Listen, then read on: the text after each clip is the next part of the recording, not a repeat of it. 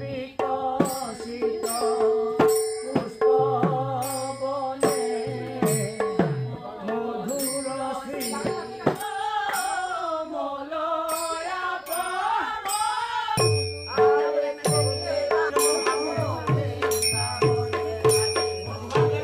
মহারাশিলা উৎসবে আমার অনেক শুভেচ্ছা সবাইকে।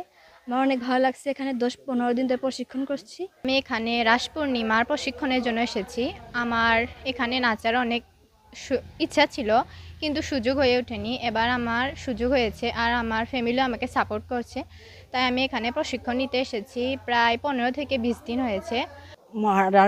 রাসলীলা হচ্ছে আমাদের একটি অত্যন্ত বড় একটি লীলা। ভগবান শ্রীকৃষ্ণ যেরকম লীলা করেছেন সেরকম লীলা আমাদের গোপীদের দিয়ে করাচ্ছি।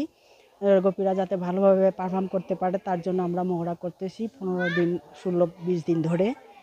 আপনারা এবারের শ্রী শ্রী মহারাসলীলার 182তম রাসলীলা উপলক্ষে আমাদের জোড়া মণ্ডপ 3টা মন্দিরে অনুষ্ঠিত হবে। সেখানে আমি একটা মন্দিরে প্রধান রাজধানী হিসাবে আমি ভূমিকায় আছি। এখানে আমার আন্ডারের ছাত্রছাত্রী হিসাবে আছে প্রায় 20-25 জন, আরও বেশি হবে। এখানে 15-20 দিন আরও বেশি এই ট্রেনিং নিয়ে থাকি। আমাদের এই মণিপুরী নৃত্য ক্লাসিক্যাল আঙ্গিকের খুবই কঠিন, লাস্য এবং তাণ্ডবের। এখানে এটা ট্রেনিং দিতে অনেক পরিশ্রম করে এরা অংশগ্রহণ করে থাকে।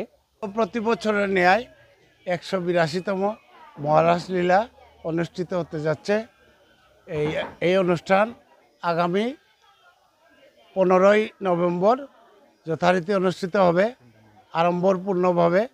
এবং এই অনুষ্ঠান বাস্তব করতে গিয়ে আমাদের বিভিন্ন প্রতিবন্ধকতার সৃষ্টি হয়, তা নিরসনের জন্য আমাদের প্রশাসন থেকে জেলা প্রশাসক মহোদয়, লোকাল ইউএনও মহোদয় এবং এসপি মহোদয়, ওসি মহোদয় আমাদেরকে আশ্বাস দিয়েছেন এইসব নিরাপত্তার ব্যাপারে, যাতে নির্বিঘ্নভাবে আমরা এই অনুষ্ঠান করতে পারি। তার জন্য আমাদের সাথে বিভিন্ন মিটিংয়ের ব্যবস্থা হয় এবং এই অনুষ্ঠানটি একত্রে 3টা মণ্ডপে অনুষ্ঠিত হবে। মহারাসলীলা এবং রাখাল নৃত্য হবে শিববাজারে।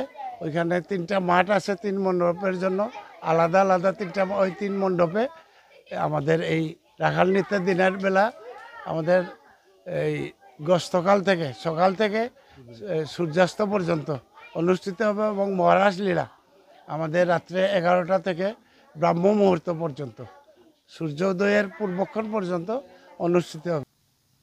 মণিপুরী সম্প্রদায়ের সবচেয়ে বড় ধর্মীয় উৎসব রাস পূর্ণিমা।